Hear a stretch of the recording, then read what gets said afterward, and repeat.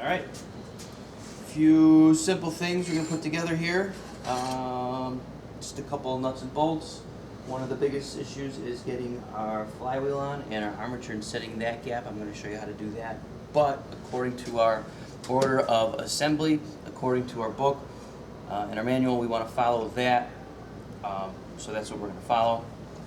So I'm going to start by putting our rocker cover breather or our valve cover back on. I have my gasket in place. I know my torque specs ahead of time. So I'm going to go ahead and assemble this real quick.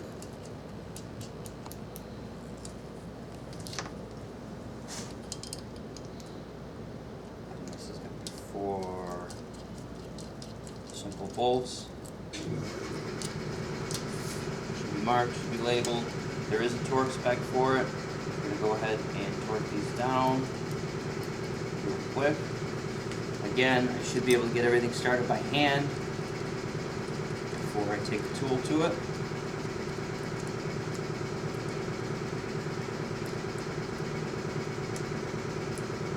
And whenever I'm seating any kind of cover, wheel, anything like this where I have multiple bolts, I always want to do this cross pattern. I know what my torque spec is. I'm going to go ahead and torque this down. There's a gasket there too, right, Mr. Jurczyk? In between there, yeah.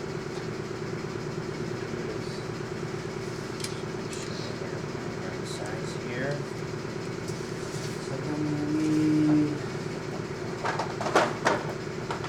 extension so I don't crush my valve cover. Go ahead and set this.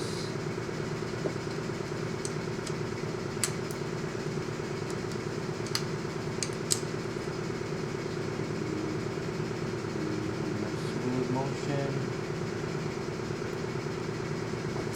That's set. Here. Crisscross. Smooth motion.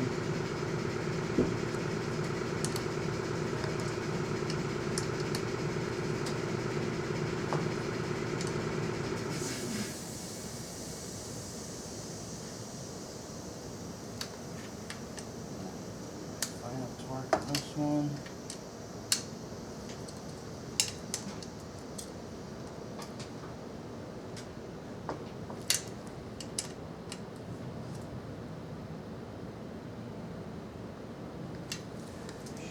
There. Our next step here says cylinder shield, which is also this heat shield. Also has a torque spec on it. I'm going to go ahead and install just 2 bolts on this, because if we remember,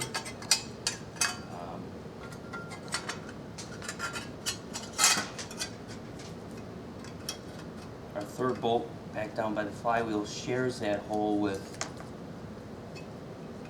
flywheel cover, start cover. Go ahead and put these down. And it should feel kind of nice to get some of these parts out of the way, and your locker should be feeling a little empty, and that's a good thing. See if I can get these all the way down.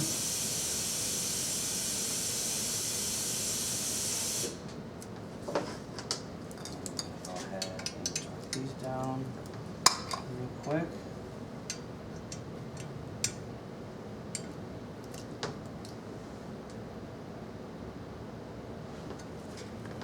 Set this one.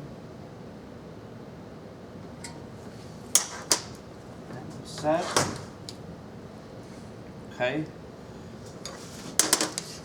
My next order of operation is the flywheel. If I go ahead and I look at the exploded view in the book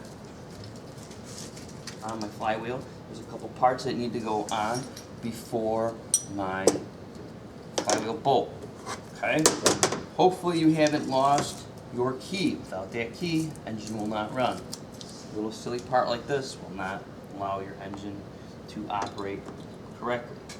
Okay. So, make sure my key is back in its home right there. Okay. When I go to install my flywheel, I need to make sure my key's lined up. On top of that, we can see how this fits the shape of my flywheel. There's also little alignment pins in my plastic cover here. Again, this is designed to move air across our engine. Okay, part of our starter assembly, and then my flywheel nut, which needs to be torqued. Okay, and it's a specific torque. It's not in inch-pounds. It's going to be in foot-pounds. So we're going to be using a different torque wrench for that. So I'm going to go ahead and get this on. Okay, that went well. That's aligned with my key. I didn't lose my key. It seems to turn with my crank. If my flywheel is spinning and my crank isn't, there's an issue. It means my key moved. Okay, I'll put my plastic cover on. A little starter cup here. Put that on. Install my fastener here.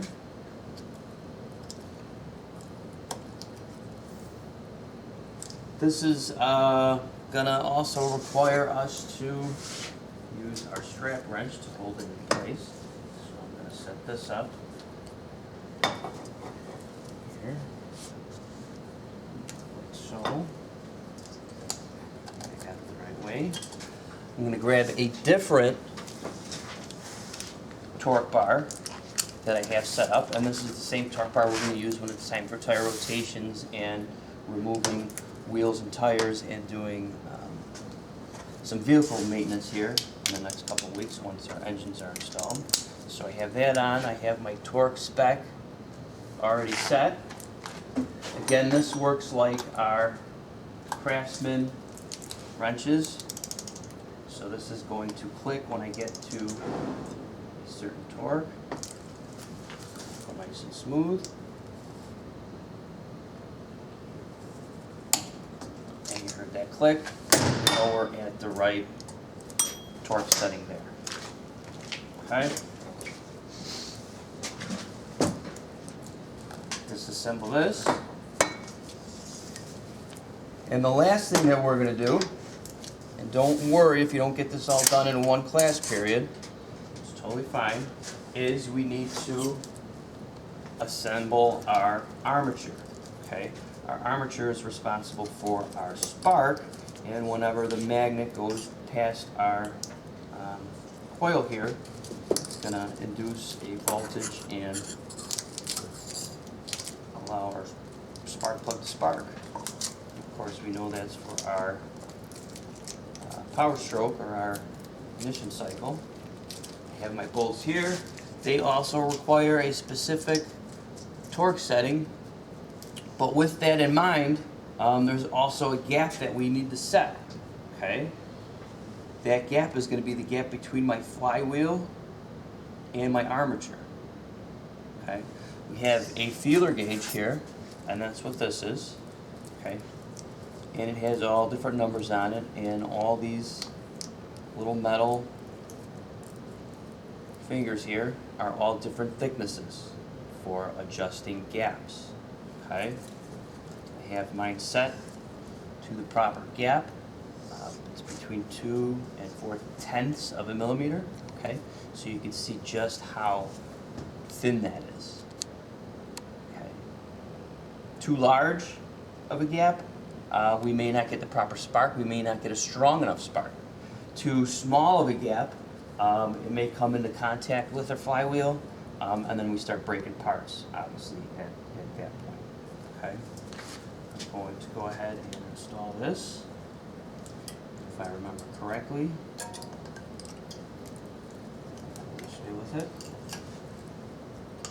Double check your pictures if you're not sure. If you're not sure, check your partner's phone, check another group's phone. I'm going to go ahead and install my bolts here. in an industry when you're, or in any industry when you're reassembling anything, is the part that you usually take off will have marks on it. Meaning it'll have marks from the old fastener that was on there. Okay? If we look close, I can actually see where my mark was left from my fastener. Okay? That's going to tell us a couple things. We can get it at least pretty close to where it needs to be lined up, and also, if we happen to mix up parts, we know what size bolt goes in there. So I got those snug down. I have my torque wrench ready. I know my spec. I'm going to take my feeler gauge here and I want to slide it between my armature.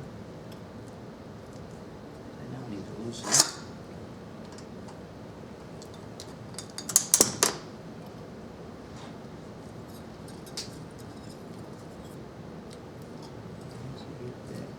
Right, I can snug down my bolt. For the time being, I'm just going to snug it.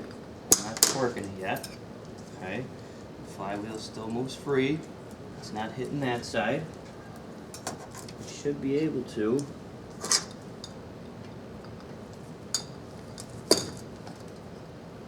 Just this side. Back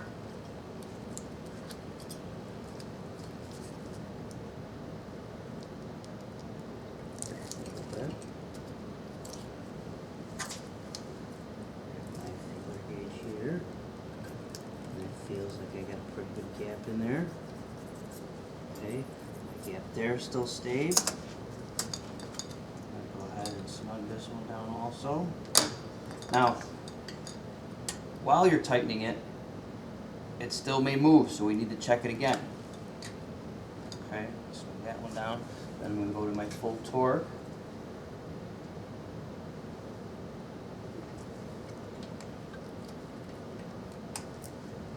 This one.